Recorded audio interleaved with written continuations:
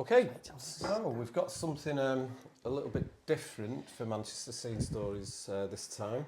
The boot's on the other foot. Allow me to introduce myself. I'm Steve Redshaw. I'm one of Paul's oldest friends. We probably met when we were, well, I was about 16 or 17, just after leaving school. And I think you were hanging around with a lot of break dancers at that time. So yeah, I think that's how we met. Did you ever do any break dancing? Spilling a coffee there. So Boots on the other foot, so you're getting nervous. No, I couldn't do breakdancing. No, neither could I. I was useless. It's from me, mate. Pause, wasn't it? Yeah, that's right. Yeah.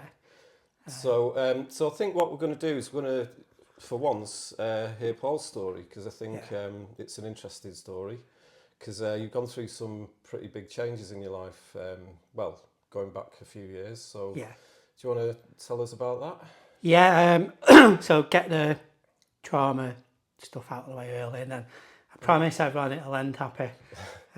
So in 2018, my mum had a knee replacement operation, and she came home and she was recovering, and then I was round to see her, chatting, having a laugh with her. This was 18 days after the operation, and then she was walking down the stairs, and then she said, "Oh, I feel faint." And then the next thing, she fell down the stairs. She broke her leg. Rang 999. Waiting ages for the ambulance, and then she stopped breathing. So then I rang again, and then I couldn't find my mobile phone. I was running around the house, and then they told me how to do CPR. And then it was something that I'd never done before. I had 999 yelling at me, like screaming at me, "You've got to move her," and then she died. And it was like the worst day of my life. And then I kind of I went back to work after 4 months.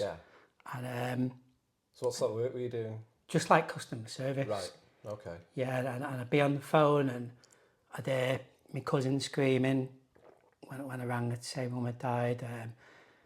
I'd have flashbacks. And then I remember one day I couldn't work out how to open a packet of crisps, and I had the dentist letter on that day, and the dentist was ex-military. Right. And then he said, "It sounds like PTSD. Wow. Gosh. And then I saw the doctor the week after, because I just kept getting to a stage where I felt like I was going to collapse in work, and having panic attacks every day, and then I started to get flashbacks. Right. And then I had to leave my job. So I was broken, really. I was completely withdrawn. I stopped going out. And were you caring for your dad at that time as well? Yeah, that was hard, really, because we always like a lot of sons with a dad. We used to argue a lot, and then I needed to be there for my dad.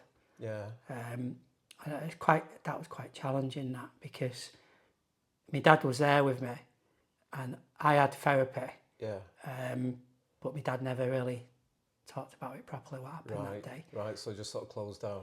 Yeah, he wanted to die from that day. Oh, right.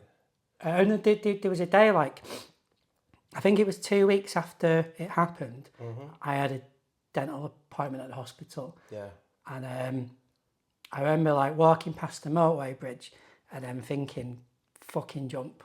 A mad rush of adrenaline. And then I thought, I'm going to do it. And then I stopped, and I thought, well, my dad needs me. Right. And it scared me a bit, because I thought, well, if I had a hangover or I was coming down from drugs, then maybe I would have jumped. If you were feeling even worse. Well, I mean, it just sounds like you had a load of just absolute sort of carnage just piled on top of you from nowhere, basically. And just try to deal with it all at once. So what did you do? Did you go to therapy, or? I saw a woman who specialised in trauma. And she kept going about EFT tapping. Right. And what's that? Well, it's holistic therapy, so you tap on acupuncture pressure points, and then you talk about what the problem is. And better not tap on the microphone. No. And you release trap negative energy. Yeah. And she kept mentioning it for months, but I thought, well, if I'm paying 50 quid for therapy, I'm not paying for that holistic crap. You know, that's what I thought. And then I better put my cup down while I tell you. So there was one day when I was completely overwhelmed. Yeah. And it was like I was saying, I can't cope. And I had a really bad day at work. And she said, right, try EFT tapping now.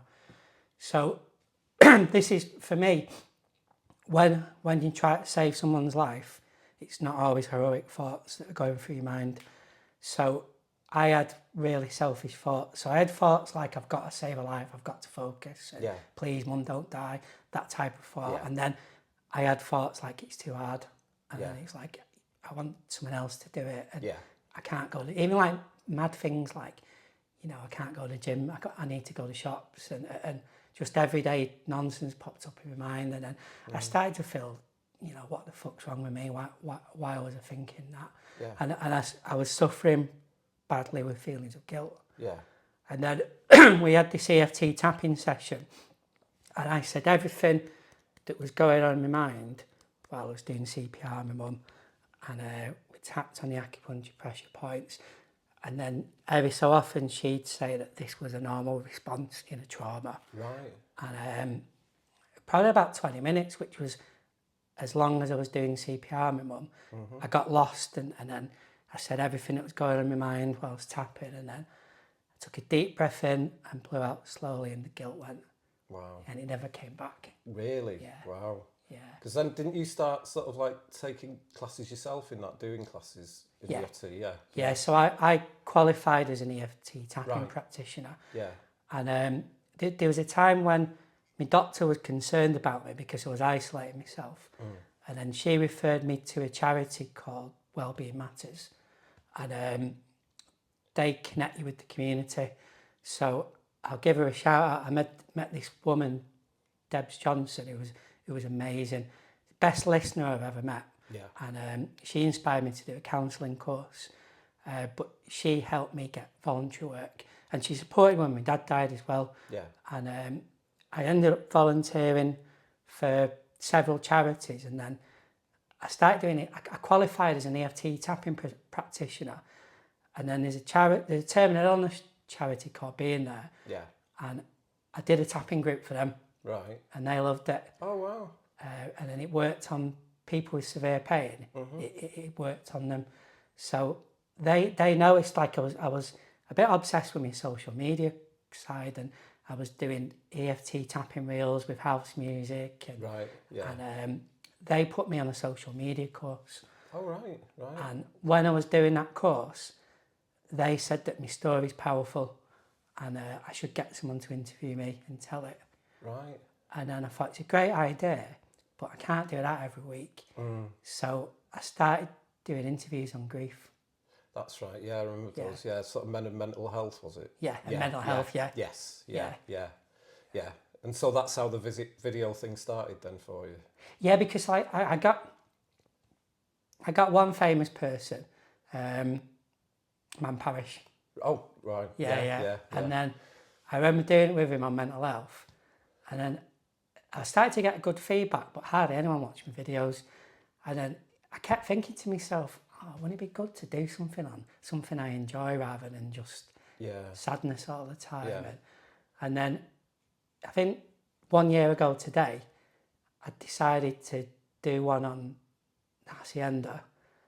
And then over the next 4 weeks, I did videos on, I did one with Tiger, and I did one on spinning.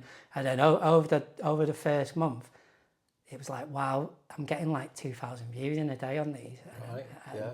And then I hadn't realised that for me to heal, I needed to stop talking about grief. Right. I needed to change the conversation. Yeah. And then I remember I'd stopped going out, so I've not drank for 7 years.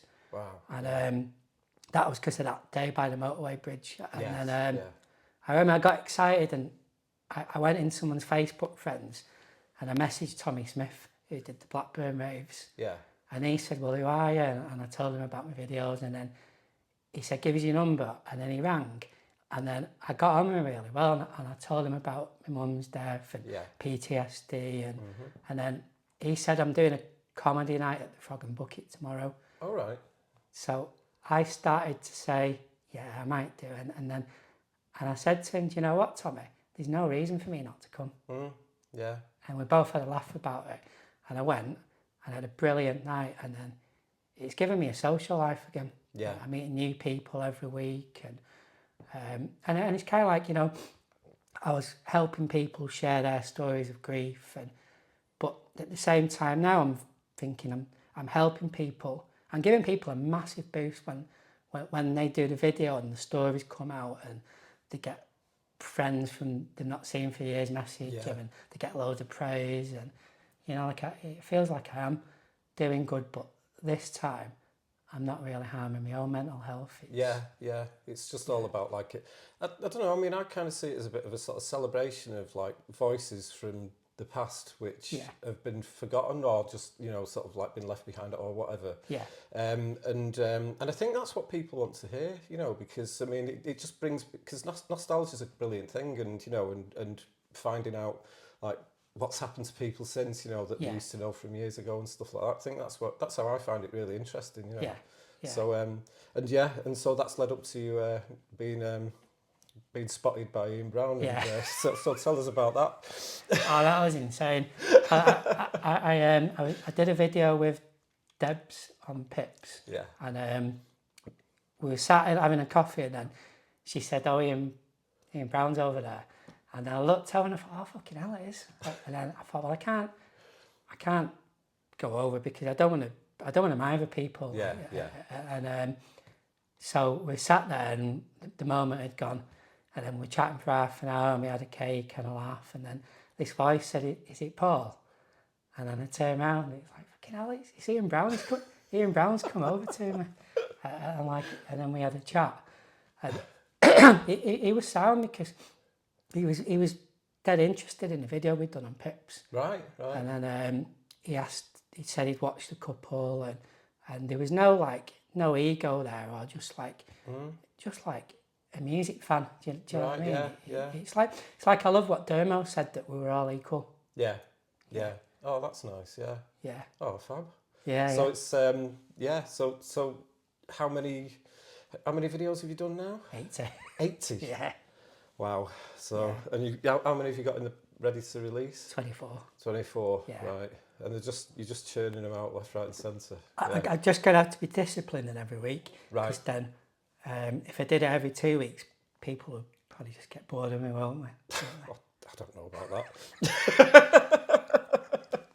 I suppose it depends who you interview, you know. But but it's always been really interesting characters, you know, like from all sides of the sort of like Manchester nightlife, you know, like the gay scene and the, you know, the rave scene and indie scene and all that, you know. And so is there anybody that's struck you as like, I don't know, I don't like to say who's your favourite person you've interviewed, because everyone's different, aren't they? You know, but is there anybody that's sort of been stuck in your mind and sort of or changed your thoughts about anything, or have I put you on the spot there?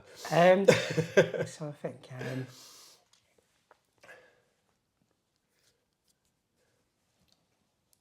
change my mind, or I love doing the Leslie Cavendish one.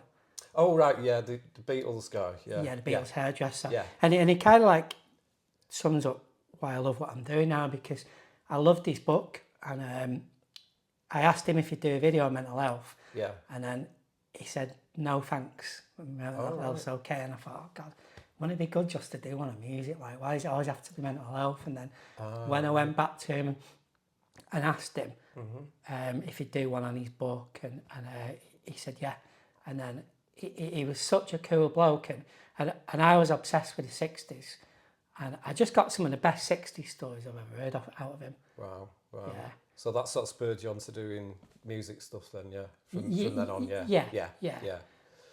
We did our best clubbing years, didn't we, together? Yes, so I was going to get onto that, talking of music, so I've got a list of questions for you. Hey, I'm the questionnaire. That's not what I say, is it? So tell me about your clubbing days. So what was the first club you ever went to? And when was that?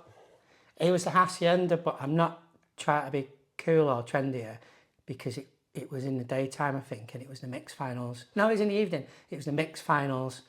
Right. Pos didn't get through, but we went anyway. Yeah. And I thought it was good. Like, quite young at the time. I think I was 17 or maybe 16.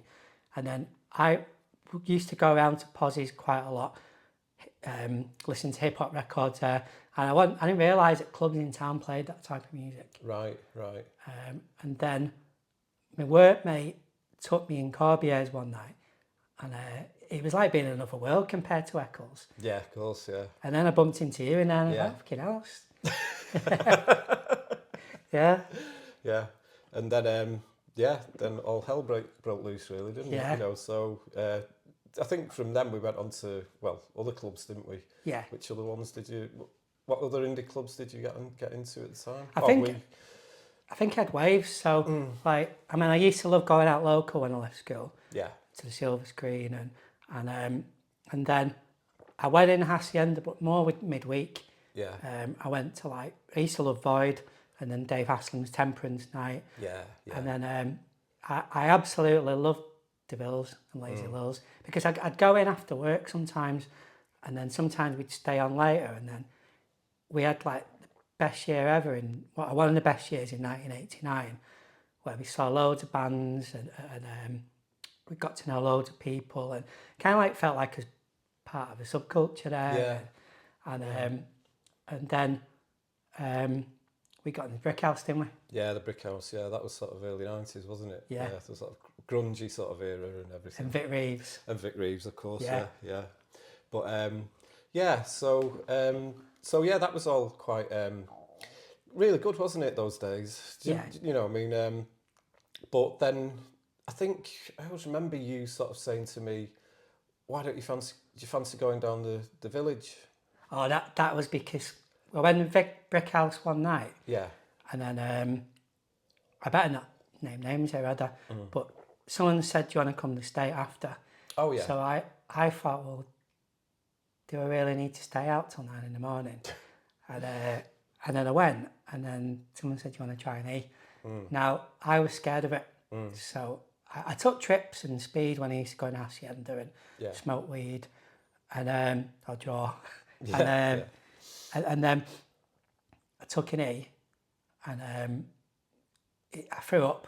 And I remember like guys came over and like, you'll be okay. And then just had one of the best nights of my life. And it was like, wow, this drug is fucking amazing. Yeah. And then we left work, didn't we?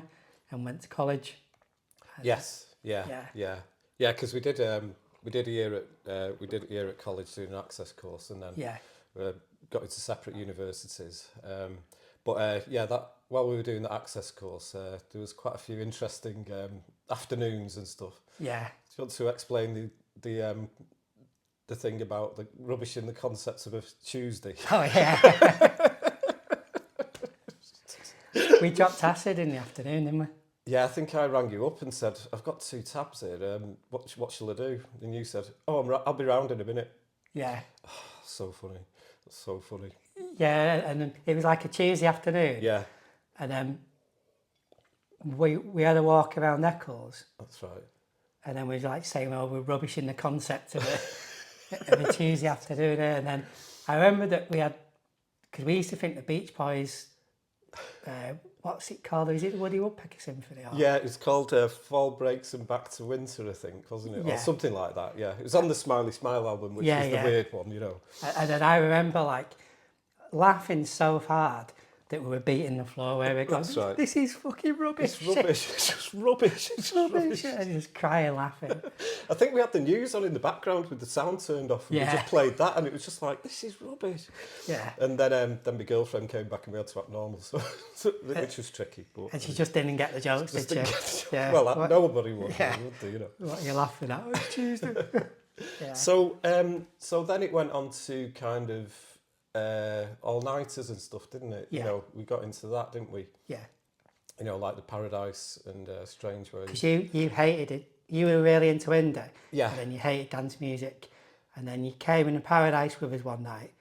And then I remember like thinking, oh, I bet he's going to hate this, isn't he? And then turn around to you like, this is the best club I've ever been I in. know, yeah. It was just the fact that people were just dancing on tables and just going for it and not giving a shit about anything. And it was just like the best atmosphere, wasn't it? Yeah. Yeah. Yeah. And then when you found out you could continue it later on into Strangeways, it's just like, oh, even better, you know. But That was fucking amazing, wasn't it? yeah. They're my best years, to be Yeah, honest. me too, actually, yeah. Because like I know, you know, I know people might think that I went to the Summer of Love, but I didn't go to Blackburn Waves. I missed out on that. But with the Paradise Factory and then Strangeways after, it was just like, for about 5 years, we just on it about 4 days a week, weren't we? I know, yeah. It was too much. But you can only do that for so long and then you kind of burn out a bit, don't you? Yeah. Yeah. Because after the access course, you went to Leeds Uni, didn't you? Yeah. And I went to Manchester Poly. I think you lasted a bit longer than me. I was there for about 2 weeks. And Yeah. you were there for about a year or something. No, 5 months. Oh, was it 5 months, right? My nickname was E. Yeah, it was just like, I mean, that's quite common as I've done the videos. People tend to last between about 6 or 7 years maybe, and then you just can't do it anymore, can you? Yeah. I didn't even last that long, I don't think. I think I did from about 93 to about 96, and it was just like, then, you know, the psychosis kicks in and you've got to deal with that, you know. I mean, do you think that drugs affected your mental health at all in long term? Yeah. Yeah, I wouldn't do them now. Yeah, probably. I think ecstasy maybe changed me in a good way. But, but the last time I took one last year, I didn't enjoy it. Right. And then I think the time before that I took it was in Sankey's about 8 years ago, 9 years, and I just needed the dump. It does have that effect on you though, doesn't it? Yeah, and then I was sat on the toilet and I'm like, getting on now, get a newspaper. You know, like 10 years earlier, I'd be going mad on the dance floor. Yeah, because we actually went back to the Paradise Factory when it was reopened, didn't we? When we were about 40 odd or something like that. And when it became Fact 201, wasn't it, or something like that? Yeah. And everyone in there was just so young, weren't they? You know? And I felt really out of place anyway. I don't know about A fucking girl pushed away into front of me in the bar, and then she started talking to me, just to talk to me really, because she pushed in, and then she said, I said, it's my birthday, and she said, how old are you?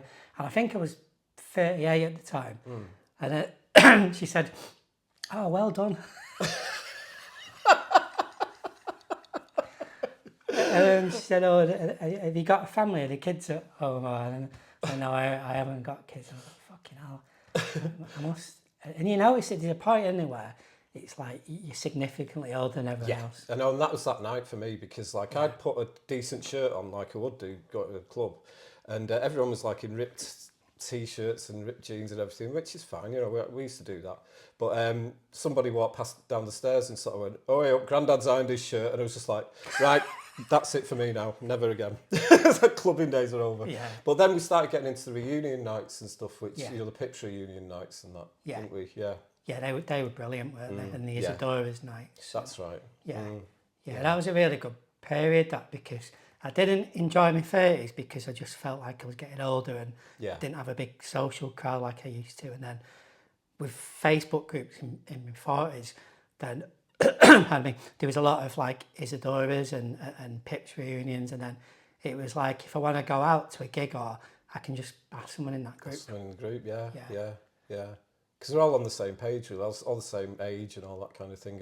And Dave Booth was sort of holding it all together, wasn't he? Yeah. You know. Yeah, I love Dave Booth. I know, yeah. Such a shame what happened to him, but, you know. Yes, he will be sorely missed. Yeah. So, I don't know what you want to do, because, I mean, I'm trying to keep an eye on the time here. What time are we at? Should we end it while we're on a buzz? We can do, if you like. Oh, we're on a high. So, I'm just trying to think of a final question now. But is there anything else that you think you might want to say before the end? I mean, I could ask you what your favourite clubbing moment was or something, but I don't want to put you on the spot if you Not thought of anything. So I'm Go going on. to incriminate you now. Oh no, here we go. This is So I found the bag of speed in the Paradise Factory, Oh yeah. and you probably know what I'm going to say now. And then I remember necking a load of it, and then I gave you, and then I don't know, it's quite a lot, wasn't it? We necked it all. And then my mouth went numb. And then all of a sudden, I started to feel, whoa, I felt completely disorientated. Like, I didn't know where my body was on the dance floor, if that made sense. Yeah. And then I thought, fuck, I'm going to collapse. And then I turned around to you and I said, are you okay? And you were like, what the fuck are we? And then you just said, I feel so happy I could cry. That's because I found a free baggie, that's all, you know. Yeah. But yeah, I do remember that. Yeah. But thinking about it, because cocaine, wasn't it? well, we did think that, but I mean, when you say about like, you know, not being able to feel your own body on the dance floor, it could have been ketamine. Yeah. But who knows? But something we'll never know. Yeah. But yeah. So I'll stop recording now. Okay, before I start crying. Yeah. Anyway, nice talking to you, Paul. Yeah, And, it's nice good one. to get a view from the other side. Yeah.